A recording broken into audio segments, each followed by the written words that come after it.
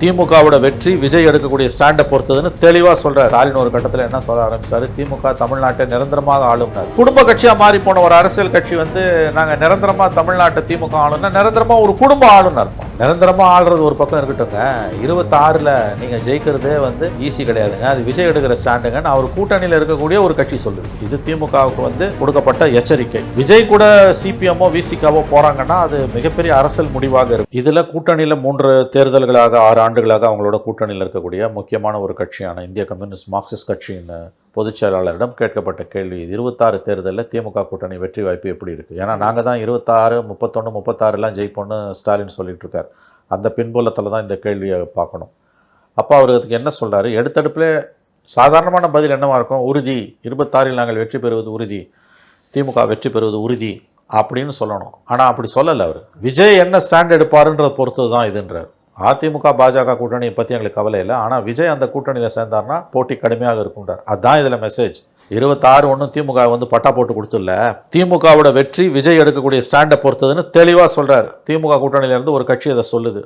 இது திமுகவுக்கு வந்து கொடுக்கப்பட்ட எச்சரிக்கை, மிக கடுமையான எச்சரிக்கை.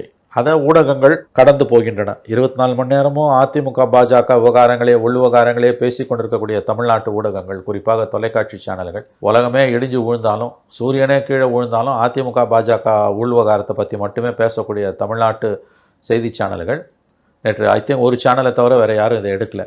இதை பெருசுப்படுத்த வேண்டிய அளவுக்கு அவங்க பெருசுப்படுத்தலை. இதில் பெரிய மெசேஜ் என்னென்னா வந்து திமுக கூட்டணிக்குள்ளேருந்து முதல் முறையாக ஒரு குரல் வருது. 26ல் நாங்கள் 26, 31, 36ன்றதை தாண்டி ஸ்டாலின் ஒரு கட்டத்தில் என்ன சொல்ல ஆரம்பிச்சாரு, திமுக தமிழ்நாட்டை நிரந்தரமாக ஆளும்னார். நிரந்தரன்ற வார்த்தை முதலமைச்சர், திராவிட பாரம்பரிய முதலமைச்சர் வாயிலிருந்து வருதுன்னா அது எத்தகைய ஒரு பகுத்தறிவுக்கு பொருத்தமான விஷயம் என்பதை நம்ம மக்களின் பார்வைக்கே விட்டு விடலாம். ஆகவே திராவிட முன்னேற்ற கழகம் தமிழ்நாட்டை நிரந்தரமாக ஆளும்னு ஒரு பக்கம் முதலமைச்சர் சொல்லிக்கிட்டு இருக்கும்போது, நிரந்தரமாக ஆளுறது ஒரு பக்கம் இருக்கட்டுங்க, 26ல் நீங்கள் ஜெயிக்கிறதே வந்து ஈஸி கிடையாதுங்க, அது விஜய் எடுக்கிற ஸ்டாண்டுங்கன்னு அவர் கூட்டணியில் இருக்கக்கூடிய ஒரு கட்சி சொல்லுது. விஜய் தான் கிங் பென்னு அப்படின்னு அவர் சொல்கிறார். அப்போ இது மிகப்பெரிய அளவில் திமுகவுக்கு கொடுக்கப்படுகிற ஒரு எச்சரிக்கையாகத்தான் நாம் பார்க்க வேண்டும். இந்த பேட்டியை திமுக கண்டிப்பாக ரசிக்காது. ஏதாவது ஒரு ரூபத்தில் சிபிஎம்முக்கு எதிராக தன்னுடைய எதிர்வினையை திமுக ஆற்றும் என்று நாம் எதிர்பார்க்கலாம்.